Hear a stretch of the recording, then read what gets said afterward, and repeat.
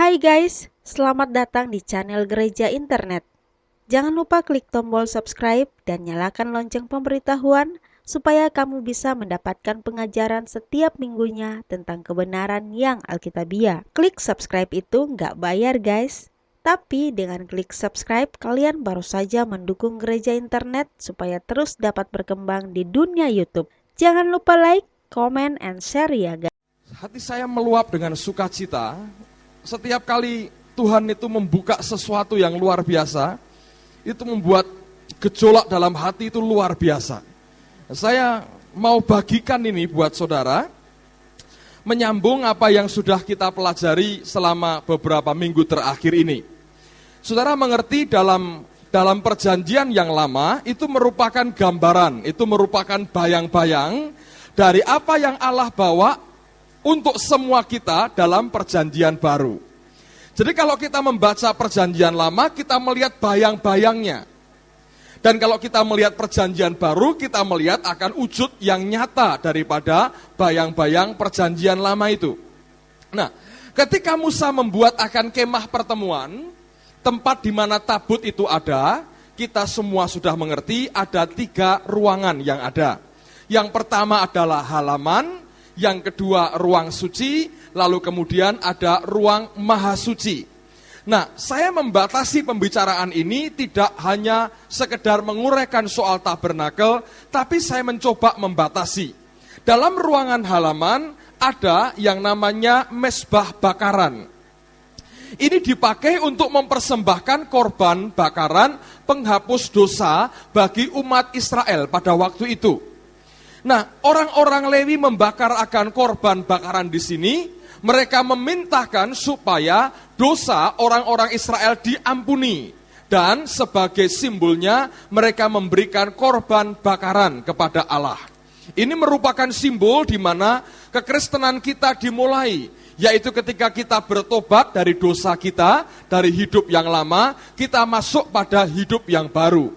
Tapi pada level ini, sebagian besar orang Kristen masih bertahan kepada self-center. Pusat semua kehidupannya ada pada dirinya sendiri. Semua doa-doanya segala macam dipusatkan hanya untuk kepentingan dirinya sendiri. Nah, rupanya setelah bergerak maju lagi sampai kepada mezbah dupa. Tempat di mana di depan mezbah dupa ini ada tirai yang memisahkan antara ruang suci dengan ruang maha suci. Nah, di ruang maha suci inilah tempat tabut Allah, kemuliaan Tuhan itu, the glory of God, dinyatakan di sini. Nah, sebelum tirai ini ada mezbah dupa. Ini merupakan bentuk wujud daripada doa-doa orang Kristen. Ruang di mana Roh Kudus mulai berkarya dalam hidup seseorang.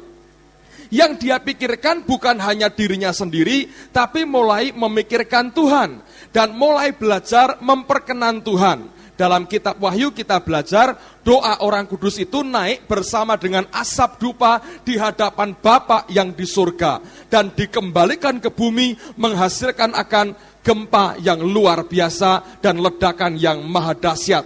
Nah, ketika Yesus mati, Alkitab berkata tirai ini terbelah 2. Dari atas ke bawah terbelah 2, sehingga terbukalah ruang maha suci di sini. Ini menunjukkan bahwa Allah mau kita bergerak, bukan hanya sampai ke ruang suci, tapi sampai ke ruang maha suci. Tempat di mana kemuliaan Allah itu ada. Tempat di mana the glory of God. Nah, disinilah from glory to glory. Dari kemuliaan kepada kemuliaan berikutnya, itu ada di tempat ini. Nah, sekarang saya mau ajak kita melihat dari batasan ini. Coba buka dalam Ibrani pasal yang ke-12. Ayat yang pertama sampai dengan ayat yang ketiga. Saya akan mencoba menjelaskan langkah demi langkah, precept upon precept, line upon line. Saya mau coba jelaskan, Anda ikuti perlahan-lahan, karena ini akan merupakan rangkaian yang luar biasa. Nanti kalau saudara sudah sampai seperti yang Tuhan mau, engkau baru dibuat tercengang oleh Tuhan kita. Banyak hal yang kita belum mengerti sebenarnya. Coba buka dulu Ibrani pasal 12, ayat yang pertama sampai dengan ayat yang ketiga. 3 ayat ini harus kita lampaui kalau engkau tidak mau kalimat terakhir dari ayat yang ketiga terjadi dalam hidupmu. Nah, apa itu? Coba buka dulu Ibrani 12 mulai ayat yang pertama. Karena kita mempunyai banyak saksi bagaikan awan yang mengelilingi kita, marilah kita menanggalkan semua beban dan dosa yang begitu merintangi kita dan berlomba dengan tekun dalam perlombaan yang diwajibkan bagi kita. Marilah kita melakukannya dengan mata yang tertuju kepada Yesus, yang memimpin kita dalam iman dan yang membawa iman kita itu kepada kesempurnaan. Yang dengan mengabaikan kehinaan, tekun memikul salib ganti sukacita yang disediakan bagi Dia, yang sekarang duduk di sebelah kanan tahta Allah. Ingatlah selalu akan Dia yang tekun menanggung bantahan yang sehebat itu terhadap dirinya dari pihak orang-orang berdosa, supaya jangan kamu menjadi lemah dan putus asa. Ya, penulis Ibrani mengatakan dari ayat pertama, ayat kedua, ayat yang ketiga, semua dia katakan kita harus mengerjakannya supaya apa? Dalam bahasa Indonesianya berbunyi begini. Supaya apa? Jangan kamu menjadi lemah dan putus asa. Nah, dalam bahasa Inggrisnya berbunyi begini, saudara. Dengar baik-baik. Lest ye be wearied and faint in your minds. Kalau engkau tidak melakukan dari ayat 1, 2, dan 3 itu, yang pertama engkau akan lelah, wearied itu lelah, capek, letih. Yang kedua, faint in your minds. Saya buka kamu, saudara. Faint itu apa sebetulnya? Kata faint itu artinya tidak sadar, atau bahasa Indonesia menggunakan kata terlengar. Faint in your minds, terlengar dalam pikiranmu. Terlengar itu apa? Kelenger, saudara ngerti? Kelenger kata Alkitab. Jadi kalau Anda tidak mengikuti ayat yang pertama, kedua, yang ketiga, maka kita akan jadi orang Kristen yang apa? Kelenger, saudara ngerti? Berapa banyak orang Kristen yang kelenger hari ini? Banyak sekali, saudara. Kristen-Kristen kelenger itu banyak sekali. Kenapa? Nggak ngerti soalnya. Apa yang harus dia tuju? Kemana arah hidupnya? Sasarannya mau kemana? Tuhan mau bawa kita kemana? Yang dia ngerti cuman hidupnya terus, dan apa yang mau dicapai hanya untuk kepentingannya.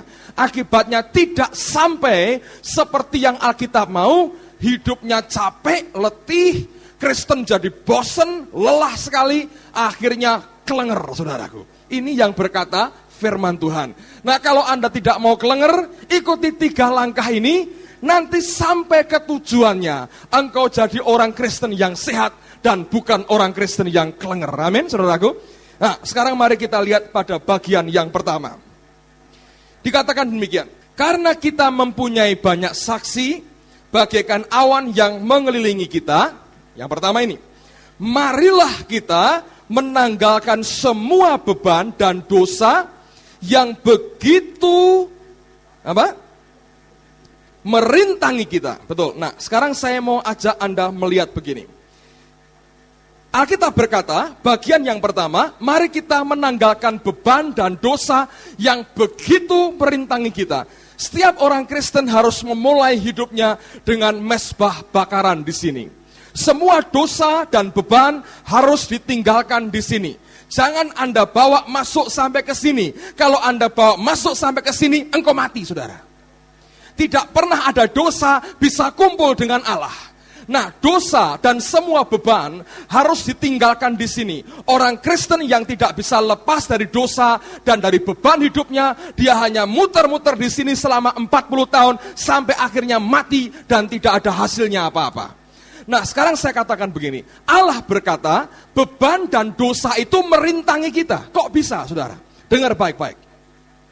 Mengapa kita harus menanggalkan dosa kita? Menanggalkan semua beban kita supaya perjalanan kita tidak dirintangi. Mengapa dosa bisa merintangi kita? Dengar, saudara. Iblis itu menggunakan 2 cara untuk menghantam kita. Yang pertama, dia hantam kita langsung dalam bentuk serangan kuasa gelap. Nah, gereja sudah bisa mengalahkan itu. Gereja tahu artinya perang dalam nama Tuhan Yesus. Darah Yesus, dalam nama Yesus, gereja pandai menggunakan nama dan darah Yesus. Semua kita mengerti itu. Tapi yang kedua, ini yang sangat berbahaya. Iblis bukan hanya menyerang kita langsung dengan cara bentuk serangan kuasa gelap, atau penyakit, atau pencobaan, atau tantangan. Bukan hanya itu. Tapi dia menggunakan cara legal. Apa yang dia buat, saudara? Dia teropong hidupmu dan dia menunggu sampai engkau buat kesalahan. Begitu engkau buat kesalahan, dia langsung berteriak menghadap Allah Bapa di surga. Tuhan, si A berdosa, si A berdosa, si A berdosa. Dan dia minta keadilan dari Allah. Engkau Allah yang adil, engkau yang berkata, menabur akan menuai. Lihat si A menabur ini, dia harus menuai hal yang sama. Itu cara legal yang dia pakai. Akibatnya apa? Secara yuridis kerajaan surga, begitu engkau berbuat dosa, engkau tersangkut dalam perkara kerajaan surga. Karena ada jaksa setan yang nuntut hidupmu. Kalau enggak percaya, saya ajukan beberapa ayat buat saudara. Yang pertama, coba buka Lukas 22 ayat 24. Silahkan Anda baca. Saya mau tunjukkan buat saudara, setan kalau menyerang langsung tidak bisa, dia gunakan cara legal. Dan ini yang tidak banyak orang Kristen mengerti. Lukas 22 ayat yang ke-24 mulai. Terjadilah juga pertengkaran di antara murid-murid Yesus, siapakah yang dapat dianggap terbesar di antara mereka. Yesus berkata kepada mereka, raja-raja bangsa-bangsa memerintah rakyat mereka, dan orang-orang yang menjalankan kuasa atas mereka disebut pelindung-pelindung. Tetapi kamu tidaklah demikian, melainkan yang terbesar di antara kamu hendaklah menjadi sebagai yang paling muda dan pemimpin sebagai pelayan. Sebab siapakah yang lebih besar, yang duduk makan atau yang melayani? Bukankah dia yang duduk makan? Tetapi aku ada di tengah-tengah kamu sebagai pelayan. Kamulah yang tetap tinggal bersama-sama dengan aku dalam segala pencobaan yang aku alami. Dan aku menentukan hak-hak kerajaan bagi kamu sama seperti Bapakku menentukannya bagiku. Bahwa kamu akan makan dan minum semeja dengan aku di dalam kerajaanku, dan kamu akan duduk di atas tahta untuk menghakimi ke-12 suku Israel. Lalu tiba-tiba ayat berikut ini berkata demikian. Simon, Simon, lihat, iblis telah menuntut untuk menampi kamu seperti gandum. Tetapi aku telah berdoa untuk engkau, supaya imanmu jangan gugur. Dan engkau, jikalau engkau sudah insaf, kuatkanlah saudara-saudaramu. Saudara sekalian, dalam Lukas pasal 9, sebelumnya sudah pernah terjadi. Murid-murid Yesus ini ribut bertengkar, siapa terbesar di antara mereka. Lalu pasal yang ke-22 diulang lagi, ribut lagi, siapa terbesar di antara mereka. Nah, kalau Anda perhatikan karakter daripada Simon Petrus, dengar baik-baik, Anda mengerti bahwa orang ini berapi-api, saudara, meledak-ledak, dan seringkali omongnya besar, dan merasa paling hebat. Kalau Anda perhatikan, Simon Petrus ini orang yang demikian, saudara. Nah, tidaklah mengherankan, bisa diduga ketika mereka ribut siapa terbesar di antara mereka, bisa diduga orang ini paling keras suaranya. Sehingga sebetulnya iblis langsung dengar perkataan Simon. Ini orang sombongnya luar biasa. Dia tahu hukum Allah, Allah membenci orang yang congkak. Langsung dia menghadap Bapa di surga. Iblis berkata, Tuhan, lihat Petrus sombongnya luar biasa. Berikan aku kesempatan untuk menguji perkataannya. Dan Yesus mengerti akan hal itu. Dia berkata, Simon, lihat, iblis telah menuntut untuk menampi engkau seperti gandum. Tapi aku telah berdoa supaya imanmu jangan gugur. Yesus tidak mencegah setan menuntut Petrus untuk menampi dia. Kenapa? Setan berhak, saudara. Dia pakai legal. Dia hanya mendoakan Petrus. Nah, ini yang menghalangi laju gerak kita. Setiap kali engkau berbuat dosa, dengar baik-baik. Setiap kali engkau berbuat dosa, setan akan menuntut engkau di depan Bapamu yang di surga. Dengan demikian, dia akan melibatkan engkau terus dalam perkara hukum kerajaan surga. Kalau Anda jual beli mobil atau tanah misalnya, kalau ada tanah yang masih sengketa hukum, bisa dijual nggak, saudara? Ada orang mau beli nggak? Kalau Anda butuh modal, bisa nggak segera diuangkan? Tanah yang sedang dalam sengketa hukum, bisa nggak dijual? Nggak bisa, saudara. Artinya apa? Terikat di situ. Tidak bisa bergerak. Anda jual beli mobil, terikat dengan hukum, ada masalah, bisa dijual nggak? Tidak bisa. Nah ini loh repotnya. Kalau itu mobil curian, masukkan kantor polisi, bisa nggak dinaiki? Nggak bisa, saudara. Dia terikat dengan hukum. Anda harus mengerti akan hal ini. Oleh karena itu Ibrani berkata, tanggalkan beban dan dosa yang merintangi. Itu dimulai di sini. Korban bakaran. Kita mesti membereskan hidup kita di hadapan Allah. Kalau tidak dimulai di sini, engkau akan capek dan kelenger akhirnya, saudara. Bereskan di depan Bapa. Coba buka Sakaria sekarang. Sakaria pasal yang ketiga, ini akan makin memperjelas kita. Mulai ayat yang pertama. Sakaria pasal 3, mulai ayat yang pertama. Lihat bagaimana iblis menggunakan akan hukum legal di depan Bapamu yang di surga. Saya pakai istilah setan mencoba meminjam tangan Allah untuk menekan kita. Kalau yang menekan kita tangan setan, kita bisa berkata, aku tengking dalam nama Yesus. Kalau yang dicoba ditekankan itu tangan Tuhan yang menekan, Anda mau tengking pakai nama siapa, saudara? Namamu sendiri, nggak bisa, saudara. Mau pakai nama siapa kalau tangan Tuhan yang menekan kita? Coba buka Sakaria pasal 3, mulai ayat yang pertama. Kemudian ia memperlihatkan kepadaku imam besar Yosua berdiri di hadapan malaikat Tuhan. Sedang iblis berdiri di sebelah kanannya untuk mendakwa dia. Lalu berkatalah malaikat Tuhan kepada iblis itu, Tuhan kiranya menghardik engkau, hai iblis. Tuhan yang memilih Yerusalem kiranya menghardik engkau. Bukankah dia ini puntung yang telah ditarik dari api? Ayat 3, perhatikan. Adapun Yosua mengenakan pakaian yang kotor waktu dia berdiri di hadapan malaikat itu, yang memberikan perintah kepada orang-orang yang melayaninya.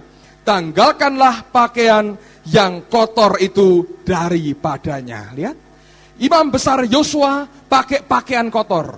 Karena pakaiannya kotor, dosa, najis, setan mendakwa dia di depan malaikat. Dia berdosa, dia berdosa, dia berdosa, dia berdosa. Waktu Allah memberkati dia, iblis berkata, dosa, dosa, dosa, dosa. Waktu Allah mau mengurapi dia, dia teriak, dosa, dosa, dosa. Saudara, kalau engkau didoakan banyak orang, namamu disebut di depan Bapa di surga, itu indahnya luar biasa. Yang nyebut teman-temanmu yang mendoakan saudara. Tapi kalau yang nyebut namamu setan, saudara, di depan Bapa di surga, yang teriakkan namamu setan, Anda bisa mengerti apa akibatnya. Setan terus mencoba meminjam tangan Allah untuk menekan kehidupan gerejanya sendiri. Dengan cara apa? Yang dibuat oleh imam besar kepada imam besar Yosua, dia berikan kepada kita. Pakaian kotor memungkinkan dia punya bahan untuk mendakwa akan kehidupan kita. Ayat yang terakhir untuk bagian ini, baca Wahyu pasal yang ke-12. Dengan ayat ini saya harap saudara bisa mengerti. Wahyu 12 ayat yang ke-10. Dikatakan demikian oleh firman Tuhan. Dan aku mendengar suara yang nyaring di surga berkata, sekarang telah tiba keselamatan dan kuasa dan pemerintahan Allah kita dan kekuasaan Dia yang diurapinya. Karena, perhatikan, telah dilemparkan ke bawah pendakwa saudara-saudara kita yang mendakwa mereka siang dan malam di hadapan Allah kita. Lihat, setan mendakwa kita berapa lama? Siang dan malam. Kita berdoa berapa lama? 2 menit paling lama. 5 menit ngantuk. tidur dalam hadirat Tuhan katanya. Ngorok sampai pagi katanya. Sejahtera saya, ya sejahtera. Tidur kok saudara. Kalau nggak sejahtera, girap-girapan namanya saudara. Kita berdoa berapa lama? 2 menit. Wah, hari ini aku luar biasa. 2 menit. Aku hari ini puasa. Berapa lama? Sampai jam 10 pagi aku tahan. Itu bukan puasa, telat makan saudaraku. Itu orang Kristen. Itu perbuatan kita. Itu cara kita mengabdi ke Tuhan. Tapi setan, dengar baik-baik. Dia mendakwa kita siang dan malam. Tanpa jemu-jemu dia ngomong, sebut, teriakkan terus nama saudara. Untuk apa? Supaya Allah jangan memberkati. Begitu Allah memberkati, dia berkata, Tuhan, engkau gak bisa berkati dia. Dia dosa. Ini betul-betul merintangi dan jadi beban buat kita. Setiap orang Kristen harus menang di mezbah bakaran.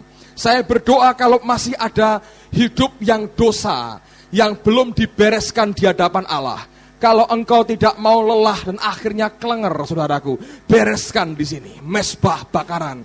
Bereskan dengan Allah, supaya tidak ada yang merintangi hidupmu. Lihat kalau engkau jual beli barang, setiap kali belum engkau selesaikan secara hukum, engkau tidak mungkin bisa lepaskan barang itu. Oleh karenanya, kalau engkau ingin bergerak cepat, bereskan semua ini. Saya masih ingat cerita zaman tahun 60-an akhir. Pada waktu di Uganda ada seorang presiden bernama Idi Amin Dada. Ini orang punya cara untuk mentraining pasukannya. Anda tahu caranya bagaimana? Setiap hari selama sekian bulan sebelum perang, pasukan ini dibebani dengan batu di ranselnya. Dia tidur, dia mandi, dia ke kamar mandi, dia ke WC, kemanapun pakai ransel isinya batu. Terus dipakai. Begitu perang dilepas saudara. Menurut kabar, ini pasukan larinya cepatnya luar biasa. Akhirnya mati semua, akhirnya mungkin karena kurang latihan. Karena saking beratnya setiap hari. Tapi dia ngerti, ketika beban dilepas, itu mempercepat orang lari. Kalau kita tidak mau bereskan hidup kita di sini, di tempat mezbah bakaran, saudara akan bergerak terus ke sandung-sandung. Dan engkau akan tidak bisa bergerak jauh. Saudara tahu mainan layang-layang, saudara? Dia boleh terbang setinggi apapun. Hanya dengan catatan, sejauh benangnya masih bisa. Ketika sampai pada meter yang terakhir, mentok. Dia boleh kepengin naik setinggi apa lagi, tidak pernah bisa. Hanya sebatas sekian puluh meter benang yang dimiliki orang yang pegang. Kalau engkau hidup terikat dengan dosa, engkau boleh maju kemanapun juga. Engkau mentok, engkau boleh bergeser kemanapun juga. Batas maksimalmu ada, nanti engkau muter lagi 40 tahun sampai tua, putar. Seperti orang Israel. 2 minggu dari Mesir sampai ke Kanaan butuh hanya 2 minggu jalan kaki. Mereka habiskan berapa? 40 tahun, saudara. Tidak pernah mau selesai di sini. Tidak pernah mau selesai di sini. Saya berdoa, Ibrani 12 ayat yang pertama, semua kita harus berkata, mulai malam ini aku mau bereskan hidupku di hadapan Tuhan. Kalau tidak, engkau akan capek. Nah, akhirnya apa? Kelenger tadi, saudaraku. Oleh karena itu bereskan. Itu bagian pertama. Sekarang masuk bagian kedua. Dengar baik-baik, ini bagian yang sangat penting. Saya minta perhatian khusus dari saudara. Buka lagi Ibrani pasal 12. Sekarang lihat pada bagian yang kedua. Tadi pagi saya sampaikan sebagian daripada ini. Sekarang saya akan kembali sampaikan akan bagian ini. Bagian berikut yang sangat penting. Kalau engkau bisa selesaikan di sana, bergerak kepada ayat yang kedua. Dengar, saya bacakan. Marilah kita dan berlomba dengan tekun dalam perlombaan yang diwajibkan bagi kita. Saya ulang lagi. Dan berlomba dengan tekun dalam perlombaan yang diwajibkan bagi kita. Dalam bahasa Inggrisnya, let us run with patience. Mari kita lari dengan apa? Passion, kesabaran. Nah, saudara sekalian, saya mau sampaikan hal yang kedua. Allah akan bawa engkau sampai ke mezbah dupa. Di sini engkau harus run with patience. Kenapa? Kesabaran. Mari kita cari dulu dari mana kesabaran akan dihasilkan. Lalu apa yang kesabaran itu akan kerjakan dalam kehidupan kita? Buka Yakobus pasal yang pertama, ayat yang ketiga dan ayat yang keempat. Sebab kamu tahu bahwa ujian terhadap imanmu itu menghasilkan ketekunan. Dan biarkanlah ketekunan itu memperoleh buah yang matang, supaya kamu menjadi sempurna dan utuh dan tak kekurangan suatu apapun. Dalam bahasa Inggrisnya sedikit beda, saudara. Saya mau bacakan, nanti saya jelaskan rangkaiannya. Alkitab berkata demikian, knowing this, ketahuilah akan hal ini, that the trying of your faith work patience. Ujian terhadap imanmu itu menghasilkan kesabaran. Yang kedua dikatakan ayat 4, but let patience have her perfect work. Izinkanlah kesabaran itu menghasilkan karyanya yang sempurna. Nah dikatakan that ye may be perfect and entire, sehingga engkau jadi sempurna dan utuh. Lalu kalimat terakhir berbunyi wanting nothing. Tidak kekurangan apa-apa dan tidak kepingin apa-apa lagi. Kok bisa, saudara? Saya ulang, dengar baik-baik. Ujian iman dimulai dengan ujian iman kita menghasilkan kesabaran. Kesabaran ini sempurna pekerjaannya. Yaitu apa? Apa yang dia kerjakan? Mengapa dikatakan pekerjaannya sempurna? Dia mengerjakan apa? Nah, coba Anda buka dalam Lukas pasal yang ke-21. Nanti Anda akan lebih jelas di sini. Apa yang dikerjakan oleh yang namanya kesabaran? Lukas pasal 21 ayat yang ke-19. Alkitab berkata demikian, Lukas 21:19. Kalau kamu tetap bertahan, kamu akan memperoleh hidupmu. Dalam bahasa Inggrisnya bedanya cukup jauh. Dikatakan begini, in your passion possess ye your souls. Dalam kesabaranmu, engkau akan menguasai akan jiwamu. Kata jiwa dari kata suke, jiwa, psikologi, jiwa, soul, nggak salah. Apa jiwa kita? Pikiran, perasaan, kehendak kita. Sekarang dengar baik-baik. Ujian iman menghasilkan kesabaran. Kesabaran ini kalau dibiarkan bekerja, pekerjaan kesabaran ini sempurna. Untuk ngerjain apa? Ngerjakan jiwa kita. Sedemikian rupa dia kuasai jiwa kita, yaitu apa? Pikiran, perasaan, kehendakmu, seluruh kemanusiaan kita dia kuasai. Akibatnya Yakobus berkata, engkau akan apa? Wanting nothing. Engkau enggak kekurangan apa-apa dan tidak butuh apa-apa. Yang engkau butuhkan cuma Tuhan, tidak urusan lagi dengan dunia ini. Saya ulang lagi. Ujian iman menghasilkan apa? Kesabaran. Kesabaran ini sempurna pekerjaannya. Dia mengerjakan jiwa kita. Dia menguasai jiwa kita. Begitu jiwa dikuasai, sampai dalam titik tertentu, engkau akan berkata, wanting nothing. Engkau enggak butuh apa-apa, engkau hanya butuh Allah saja.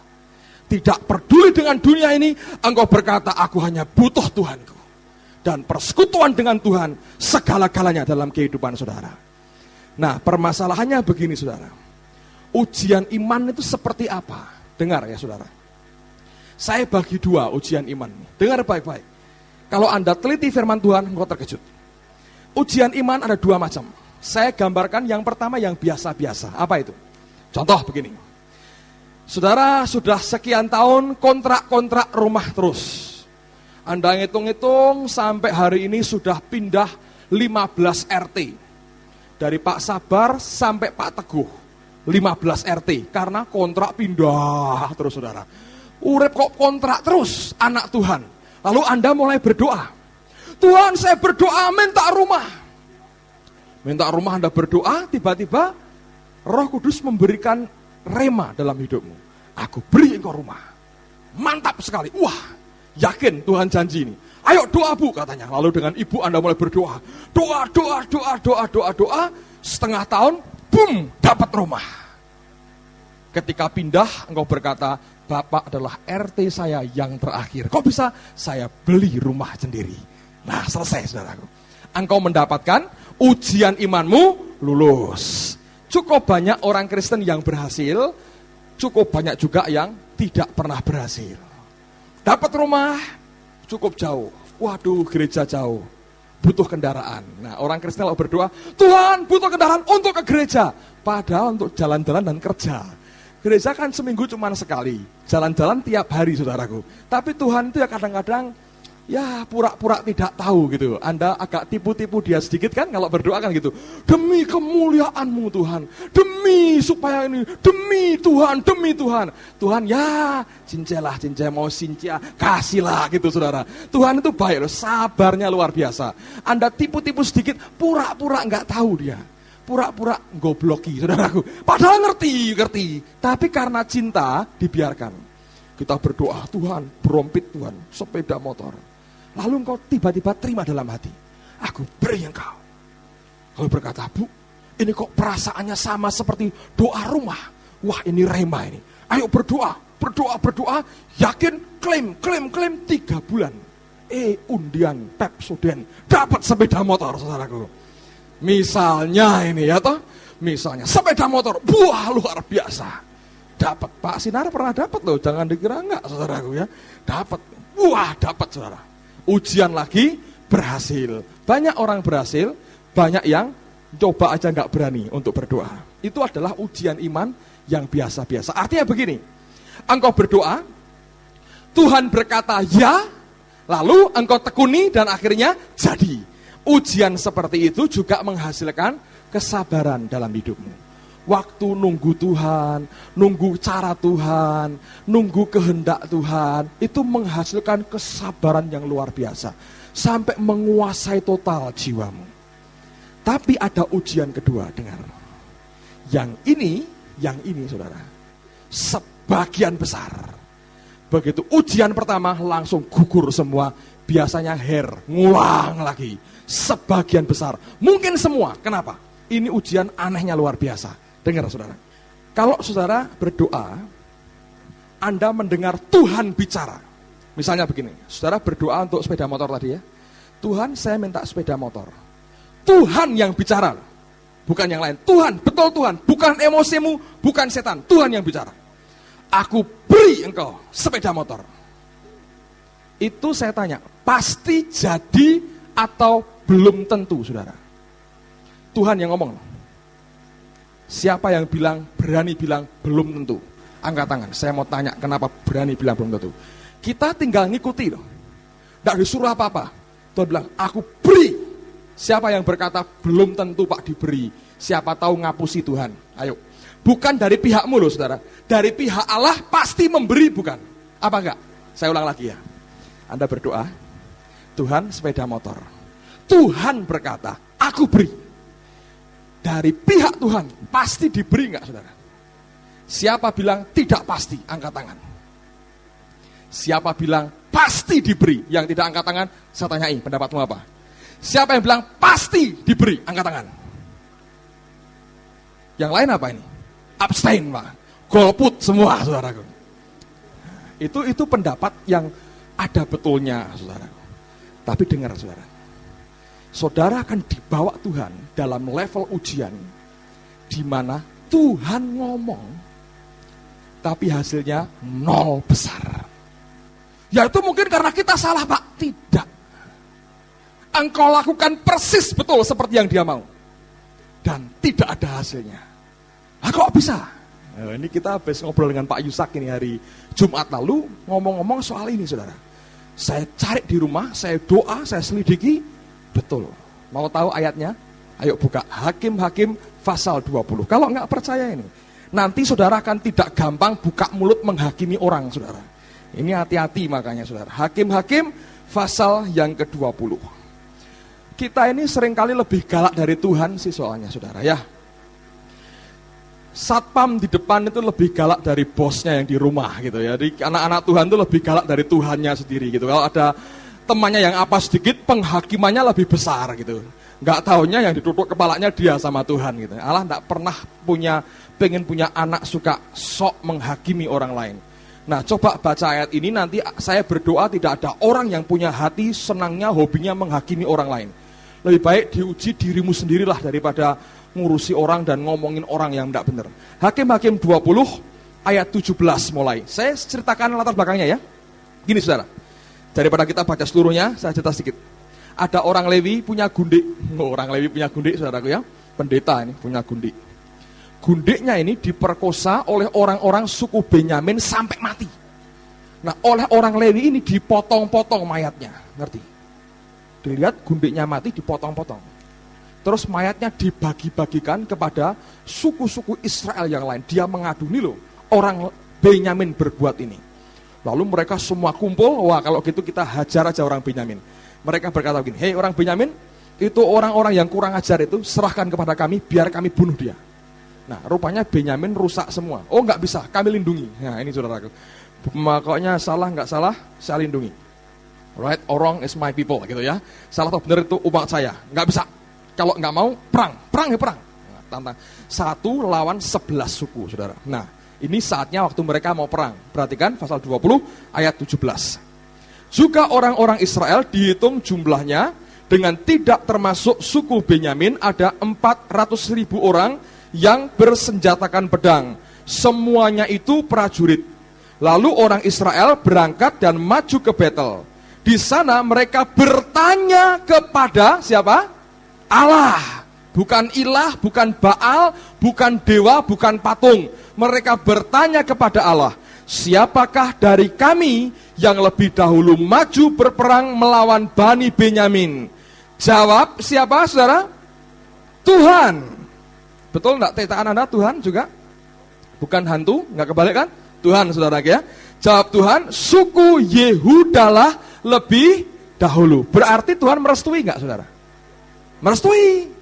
Kalau enggak kan dia berkata, enggak usah perang, damai aja. Mauan lagi, nah selesai gitu. Tapi mereka bertanya, Tuhan mau perang ini. Yang maju siapa? Tuhan yang ngomong, Yehuda maju. Ini suku pilihan loh saudara. Dari Yehuda akan lahir Yesus. Artinya pujian. Yehuda maju dulu. Nah mereka nurut tak? Nurut. Coba baca ayat berikutnya. Pada ayat yang ke-19. Lalu orang-orang Israel bangun pagi-pagi dan berkemah mengepung Gibea. Kemudian majulah orang-orang Israel berperang melawan suku Benyamin. Orang Israel mengatur barisan perangnya melawan mereka dekat Gibea. Juga Bani Benyamin maju menyerang dari Gibea dan menggugurkan ke bumi 22.000 orang dari antara orang Israel pada hari itu. Loh kok kalah saudara? Kalau Anda baca sampai terakhir nggak ada itu sebabnya. Karena engkau tidak setia, nggak ada. Tapi pada cerita yang lain, begitu mereka kalah ada sebabnya.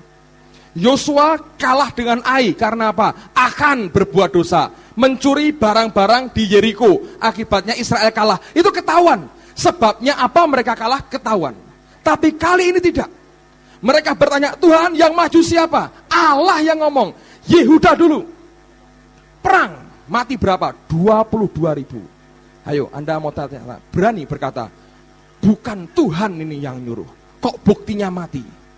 Biasanya kita begitu enggak? Gugur, saudara. Nanti bulan depan ngulang lagi, saudaraku. Ini ujian paling repot, saudara. Tuhan yang nyuruh, hasilnya 0 besar. Lalu kita yang bodoh ini berkata, Tuhan kok kayak ngono? Ndak kui Tuhan tenan? Hati-hati saudaraku. Murid-murid pun waktu mereka di tengah danau ada ombak begitu besar. Yesus datang, Tuhan diundang siapa? Hantu, saudara. Betul nggak? Itu hantu, bukan Tuhan, bukan hantu. Jangan dibalik, saudara. Kita seringkali berkata begitu nggak? Kalau Tuhan yang nyuruh, kita kerjakan, mesti berhasil. Belum tentu. Kalau itu ujian, saudaraku, lah ini paling berat. Kalau yang biasa-biasa, Tuhan suruh dikerjakan, jadi biasa itu. Itu pun banyak orang gagal. Tapi ketika Tuhan yang suruh dikerjakan, lah kok mengenai kok kalah? 22.000 mati. Langsung orang berkata, apakah betul itu suara Tuhan? Apakah itu bukan suara manusia atau hantu? Hati-hati saudara, saya beritahu. Bukti Alkitab. Baca terus, saudara. Bukan cuma sekali, 2 kali, saudara. Lagi. Teruskan lagi. Ayat 22. Saya baca ini juga heran dan makin hati-hati saya. Kalau ngomongin orang itu makin hati-hati, saudara. Tetapi laskar orang Israel mengumpulkan segenap kekuatannya, lalu mengatur pula barisan perangnya, di tempat mereka mengatur barisannya semula. Kemudian pergilah orang-orang Israel, lalu menangis di hadapan Tuhan sampai petang. Loh, hebat nggak? Nangis sampai malam, saudara. Kemudian dikatakan, sesudah itu mereka bertanya kepada Tuhan. Tanya lagi. Akan pergi pulakah kami berperang melawan Bani Benyamin, saudara kami itu? Jawab Tuhan, majulah melawan mereka. Tetapi ketika orang-orang Israel pada hari kedua sampai di dekat Bani Benyamin, maka pada hari kedua itu majulah suku Benyamin dari Gibea menyerbu mereka dan digugurkannya pula ke bumi 18.000 orang di antara orang-orang Israel. Semuanya orang-orang yang bersenjatakan pedang. Kalah lagi, saudara. Ayo, bisa lulus nggak, saudara? Kalau kira-kira dihadapkan ujian seperti ini. Yang pertama tanya ini, Tuhan, yang maju siapa? Yehuda, perang. Mati 22.000, pulang. Nangis sama Tuhan. Tuhan, perang nggak sih? Jangan-jangan kemarin bukan suara Tuhan. Perang nggak Tuhan? Maju berperang nggak? Tuhan berkata, majulah menyerang mereka. Siapa yang ngomong? Tuhan. Saudara. Maju nggak mereka? Maju, perang lagi. Maju tak gentar, saudaraku. Ini semangat 45, maju lagi perang. Menang atau kalah? Kalah lagi, saudaraku. 18.000 mati. Dalam 2 hari, gara-gara mendengar suara Tuhan, mati berapa? 40.000. Orang-orang yang ambil amannya berkata, wis, ora usah ngrungokke suara Tuhan-Tuhanan, bahaya. Yang penting pakai nalarmu. Balik, saudaraku. Nah, sampai di sini setannya berkata, bagus gitu, harus pakai nalar. Lihat, suara Tuhan 40.000. Hati-hati, saudara. Jangan menghakimi. Ya, kalau betul setan, kalau Tuhan yang kau cemooh, engkau berurusan dengan yang maha kuasa. Saya baca ayat ini, saya kaget. Saya bilang, Tuhan, jagai mulut saya dari menghakimi orang lain. Hati-hati itu, saudara. 2 kali. Terus dibaca, tidak usah sekarang, saudaraku. Di rumah baca sendiri. Tidak ada itu. Karena engkau begini-begini makanya kalah 2 kali. Enggak. Kali ketiga. Tanya lagi, Tuhan gimana ini? Tuhan bilang, maju lagi. Aku serahkan mereka dalam tanganmu hari ini. Dijamin sama Tuhan ketika perang. Gebrakan pertama perang, mati berapa? 30 orang, saudara. Bayangin. Akhirnya memang mereka menang. Gebrakan pertama, 30 orang mati. Sebagian besar orang Kristen, ketika diuji ujian seperti ini, rontok di tengah jalan. Tadi pagi Tuhan bangunkan saya 2:30. Saya berdoa. Saya selalu begini, Tuhan, ini kan perjanjian lama. Perjanjian baru di mana? Langsung Roh Kudus berkata begini, perjanjian baru lebih gawat katanya. Loh, kok bisa? Coba buka Kisah Rasul, saudaraku. Lebih gawat perjanjian baru, saudara. Kisah Rasul pasal 20. Ini kalau perjanjian lama kelihatan sudah. Tuhan ngomong, kalah. Tuhan ngomong lagi, kalah lagi. Yang suruh nyerang ya Tuhan, yang suruh maju duluan Yehuda ya Tuhan, mati 2 hari itu 40.000, hari ketiga tambah 30, 40.000, 30 itu orang semua, bukan tambah boneka loh, saudara. Manusia semua mati sekian banyak, gara-gara mendengar suara Tuhan. Sanggup gak diuji begitu? Gak sanggup ya tadi, lelah dan kelenger tadi, saudaraku. Ini harus dilewati. Banyak orang diuji kelenger duluan. Belum sampai di sana sudah kelenger. Dengar, ini berat sekali, saudara. Ini berat sekali. Engkau akan dihadapkan sampai rusak, teologiamu rusak semua. Orang berkata, dengar suara Tuhan, kerjakan, berhasil. Pernah tidak berhasil, saudara. Kalau sudah sampai begitu, engkau gak mau menyerah, ya Tuhan memang maumu begitu, engkau yang menciptakan, terserah maunya apa. Kalau belum sampai begitu, omong kosong, engkau berkata, engkau raja. Gak bisa.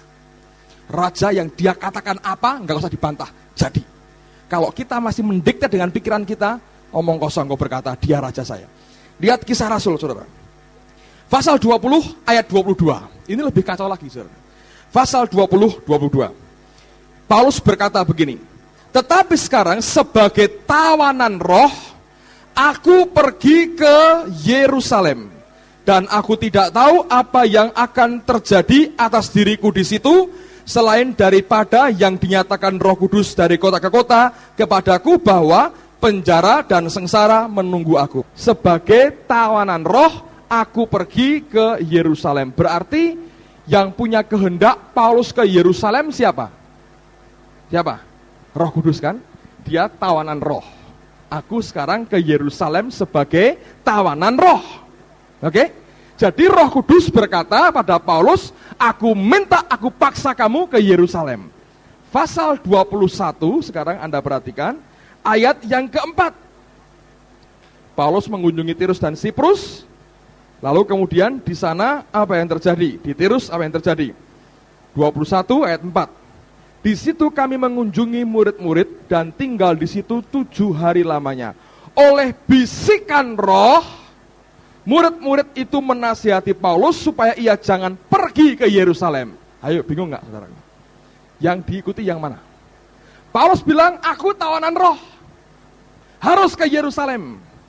Roh Kudus bisiki orang-orang di Tirus, ngomongin Paulus, jangan ke Yerusalem. Paulus, jangan ke Yerusalem. Bisikan roh yang sama. Bingung nggak saudara? Sanggup nggak diuji begitu? Harus saudara. Ini loh berat. Di sini engkau selesaikan dosamu. Dia berkata, let us run with patience. Kesabaran ini dihasilkan karena ujian iman. Kalau engkau selesai, engkau lulus, maka in your passion possess ye your soul. Dalam kesabaranmu, engkau menaklukkan jiwamu. Pikiran, perasaan, kehendakmu ditaklukkan. Tapi ujian yang di sini engkau harus lalui, baik itu yang berupa ujian yang biasa-biasa, tapi ada ujian yang luar biasa. Kok bertentangan Roh Kudus, saudara? Itu bentuk ujian. Diuji Paulus.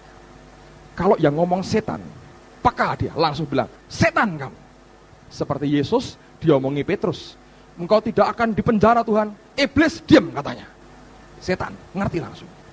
Tapi ini bisikan roh. Jangan ke Yerusalem. Tahan gak dia? Ngikut yang mana, saudara? Ngikut yang mana, saudara? Apa Anda berani berkata, oh yang diomongkan murid-murid itu setan? Berani berkata begitu? Roh Kudus yang sama. Ini ujian yang berat, saudara. Sebagian besar orang Kristen geblak dulu, geletak dulu, saudaraku, dapat semua, langsung berkata, bukan dari Tuhan. Semua, saudaraku, merah semua rapotnya. Tahun depan ngulang lagi, mudah-mudahan berhasil. Gagal lagi, biasanya begitu. Kenapa? Jiwa kita punya konsep. Pikiran kita ini punya konsep yang kita ciptakan sendiri sebetulnya. Tapi tidak mengikuti apa yang roh Tuhan katakan. Ayo, bingung gak kalau begini? Saya terus terang, saya sering berkata, teologi saya sedang morat-marit hari-hari ini. Ya betul, kalau lihat baca begini, gimana? Nah, sekarang yang kedua. Saya mau tanya, saudara. Kalau Allah memerintah, Anda tidak mengerjakan perintah Tuhan, jadi enggak kira-kira? Contoh begini. Tuhan berkata kepada saudara ya, saudara berdoa untuk sepeda motor tadi. Dia berkata, anakku, puasa 3 hari, supaya engkau dapat sepeda motor itu. Lalu 3 hari itu engkau makan terus tiap hari, saudara. Entah lupa, entah pura-pura lupa, tapi delalah itu kiriman makanan begitu banyak. Ada aja orang sunat, orang kawin, orang apa, ngirimi terus, nggak dimakan bau. Ya Tuhan, ini berkat, Anda makan nikmati. Tuhan bilang, puasa 3 hari. 3 hari Anda makan besar. Dapat enggak kira-kira? Ayo. Siapa yang bilang, oh tetap dapat Pak, walaupun saya nekat dengan Tuhan, tetap dapat. Siapa berkata begitu? Siapa yang bilang, oh ya enggak mungkin, kalau kita enggak taat, tidak dapat. Siapa yang berkata begitu? Enggak berani angkat tangan sekarang, bingung semua kan saudara? Saya berhasil buat Anda bingung kalau begitu saudara. Dengar saudara, dengar, ini saya simpan untuk minggu depan saudara. Seru ini. Belum tentu gagal. Contohnya siapa? Musa. Tuhan bilang apa? Katakan kepada bukit batu ini, keluarkan air. Tuhan bilang apa? Katakan. Musa taat gak? Hah? Tidak. Diapakan, saudara? Pukul kan? Keluar enggak airnya? Tetap keluar, saudara. Hebat toh? Ada yang begitu. Jadi Anda mau Kristen gaya apa sekarang? Mumet sisinya sekarang, saudaraku. Ngelihat begini, waduh, saya bilang Tuhan, nyerah dan nyerah, saya bilang. Kalau enggak saya belajar di bawah Roh Kudus, sudah ini kacau semua, saudaraku. Yang taat dikerjakan kalah.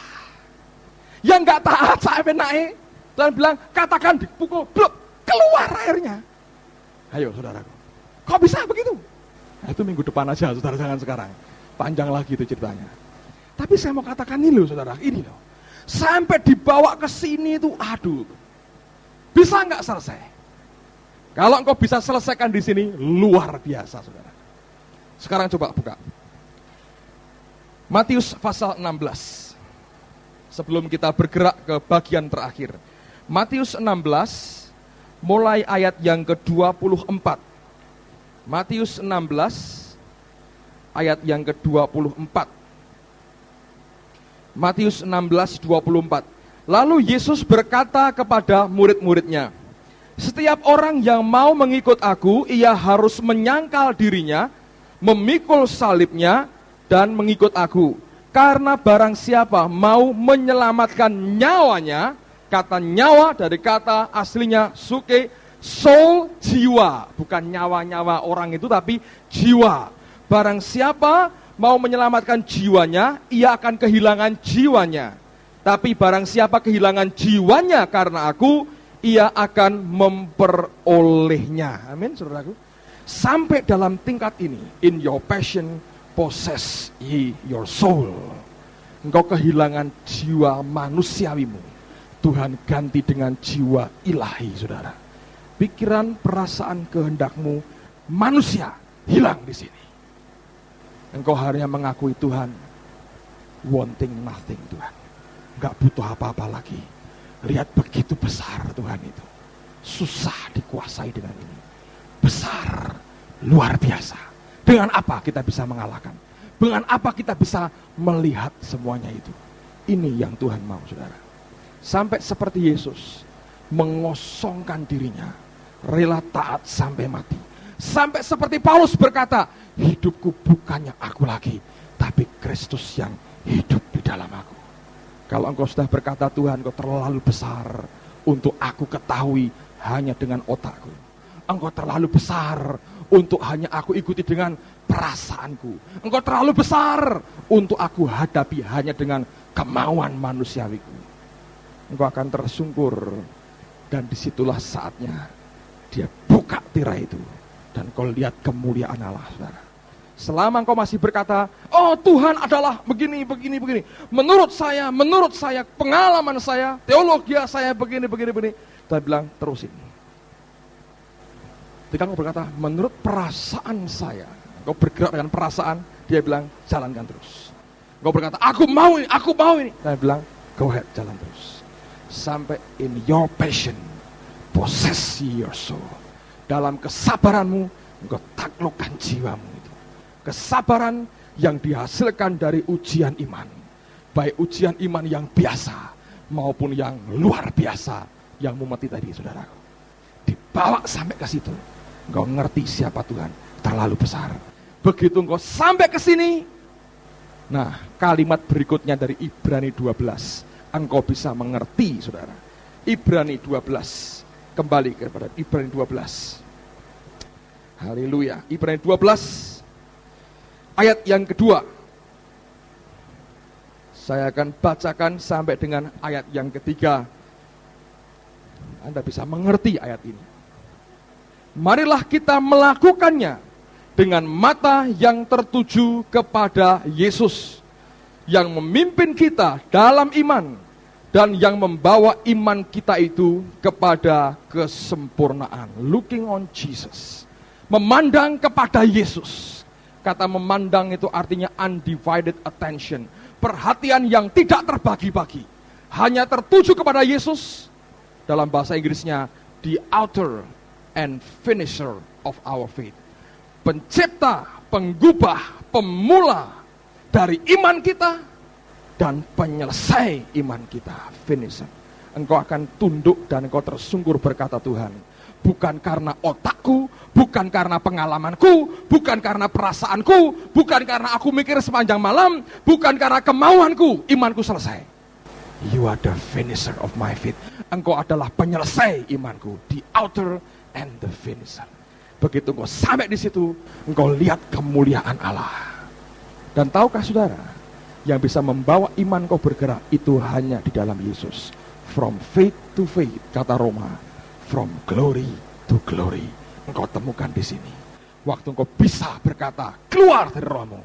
You are the author and the finisher of my faith. Hilang semua keakuan kita. Semua total hanya Allah, saudara. Total menguasai kita. Dalam level yang paling akhir sebetulnya.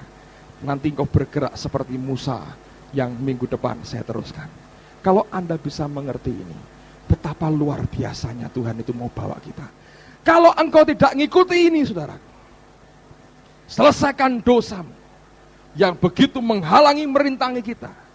Bergerak lagi, izinkan ujian iman datang, menghasilkan akan kesabaran. Kesabaran ini sempurna pekerjaannya, yaitu menaklukkan jiwa kita. Sehingga sampai engkau berkata, wanting nothing, aku gak butuh apa-apa, gak pengen apa-apa lagi. Dengan demikian engkau berkata, you are the author and the finisher of my faith. Sampai hilang semua keakuanmu. Kalau ada orang masih bisa berkata begini, ya saya menjaga iman saya dengan doa setiap hari. Saya puasa, saya ini. Itu gak salah, saudara. Tapi kalau semua itu hilang dari mulutmu, engkau berkata, semua karena dia. Engkau luar biasa, saudara. Nanti engkau masuk ke sini. The glory of glory. Gak ada perkataan apapun yang bisa diucapkan. Engkau hanya tersungkur melihat kemuliaan Tuhan. Gak sanggup. Engkau tidak sanggup lihat itu. Saya ngalami sekali, saudara, dalam hidup saya. Dari Salah Bintana itu, habis session, Allah kerja luar biasa.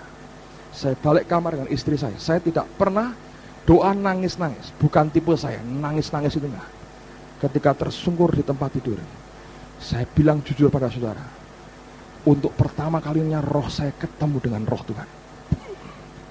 Seperti ada rongga besar terbuka. Saya ketemu enggak tahan, nangis tersungkur dan tidak berdaya apa-apa. Saya bilang, you are the author and the finisher of my faith. Selfnya, akunya hilang semua waktu ketemu dengan dia sendiri, saudara. Luar biasa. Sejak itu, saudara, saya ngalami, setiap saya pejamkan mata, saya berdoa, saya tahu persis saya ketemu dengan dia. Roh ini ketemu, saudara. Dan itu pengalaman yang luar biasa. Tuhan mulai ajar saya bedakan. Kalau Bapak di surga yang bicara, saya tahu ini Bapak yang di surga. Roh saya bisa berkata, Bapak yang bicara. Ini Roh Kudus yang bicara. Ini Roh Kudus yang hadir. Saya bisa ngerti. Sejak pengalaman di Salah Bintana itu, dia bongkar semua. Karena saya ngerti tidak berdaya. Sampai saya ngikuti itu, saya bilang, Tuhan luar biasa. The glory of God. Indah sekali, saudara. Saya ketemu Pak Yusak, kami ngomong-ngomong. Saya cerita pengalaman, dia berkata, Bariki, dia bilang, habis ini, dia bilang, nanti kamu akan mengalami seperti yang saya alami. Dia bilang, aku sudah ngelampaui itu. Dan step berikutnya, kamu akan lihat dan kamu akan pegang Tuhan. Dia pernah khotbah, aku dilus-lus Tuhan. Dulu saya bilang, Tuhan kok ngelus-ngelus orang, mana bisa. Tuhan kok bisa dipegang. Hati-hati, saudara. Yesus itu punya daging. Tidak sama dengan daging kita. Dia makan ikan goreng enggak? Makan ikan goreng setelah dibangkitkan. Dalam tubuh kemuliaan makan ikan goreng, saudara. Anda pikir kemana itu ikan goreng? Hilang gitu saja. Dia makan ikan goreng. Dan dia, Pak Yusak berkata pada saya, nanti kamu sampai pada step, dia akan nyatakan dirinya padamu. Saya bilang, wah yang itu belum, rodok medeni saya bilang. Tapi saya bilang, itu luar biasa, saudara. Sampai begitu engkau tidak goyah. Engkau boleh dengar orang ngomong apa saja. Engkau dengan enak masuk kamar. Bilang, Tuhan, lapor ke dia. Engkau tahu ada. Saya berdoa, saudara. Yang saya ngomongkan bukan falsafah loh. Saya bicara realita. Konkret, saudara. Di sini engkau harus mulai. saudara tidak mungkin dengar suara Tuhan kalau engkau tidak belajar peka terhadap dosa. Dengan apa yang Tuhan tidak senang, engkau harus peka. Saya senang Pak Sigit punya pengalaman, saudara. Pulang dari Amerika, dia mampir di Hawaii. Oh, secara manusia dosa nggak? Tidak, saudara. Ke Hawaii kok dosa? Ya, ada uang dan semua bisa diatur. Bayarnya murah lagi. Dalam hati sih kepengen saya sebetulnya, tapi karena harus pulang, saya nggak mau nemeni dia. Cuman semalam, malam gelisah hatinya. Lah ini bagus. Mulai ngerti apa yang roh tidak senang. Nanti diberitahu apa yang roh senang. Kalau enggak mulai di sini, belajar, mulai mengikuti apa yang roh tidak senang, tidak mungkin engkau diberitahu apa yang roh senang, saudara. Belajar. Tengah malam telepon Northwest, pulang besok paginya. Ketemu Repkah di Jepang ya, ketemu di Jepang, pulang, kaget saya pulang. Cerita, enggak enak hatinya. Bagus, saudara. Saya bilang hal yang sama harus terjadi dalam hidupmu. Jangan teriak-teriak, Tuhan aku mau peka, aku mau peka. Yang di sini apakah sudah engkau bereskan? Kompromi dengan dosamu masih tebal nggak? Tak bisa. Tanpa kekudusan tidak mungkin memandang wajah Allah. Dia bawa, bakar dulu di sini. Run with passion. Kesabaran itu menguasai jiwamu. Sampai engkau tersungkur, aku mau hilang. Sampai engkau berkata, you are the author and the finisher of my faith. Bukan karena doa saya, bukan karena ini saya, bukan. Yesus. Bukan yang lain. Nanti kau ketemu dengan dia di sini. Hebat, saudara. Saya bilang itu pengalaman luar biasa. Hampir 14 tahun saya melayani pekerjaan Tuhan. Ketika pertama kali saya ngalami itu, saya bilang, Tuhan ini luar biasa. Tidak ada artinya 14 tahun itu dibanding dengan apa yang dia beri. Saudara, saya berdoa Ibrani ini jadi bagian yang tidak terpisahkan dalam hidupmu. Kalau engkau tidak ikuti ini, wear it and faint in your mind. Capek dan kelenger tadi dalam pikiran saudara. Anda muter kok gini, tambah bingung, blood drugnya naik, saudara. Tambah gak karu-karuan, muter 40 tahun dan tidak ada hasilnya. Saya berdoa, ini membuka mata rohani saudara. Minggu depan belajar Musa, saudaraku. Kok enak ya? Tidak taat, tetap jadi. Wah, itu saya mau. Jangan nanti kalau Anda ngerti itu, saudara berkata, tidak usahlah sampai begitu, saudara. Tapi itu luar biasa, luar biasa, luar biasa. Mari kita berdoa bersama-sama. Haleluya, haleluya, haleluya, haleluya, haleluya, haleluya. Haleluya. Haleluya. Haleluya. Haleluya. Haleluya. Haleluya. Haleluya.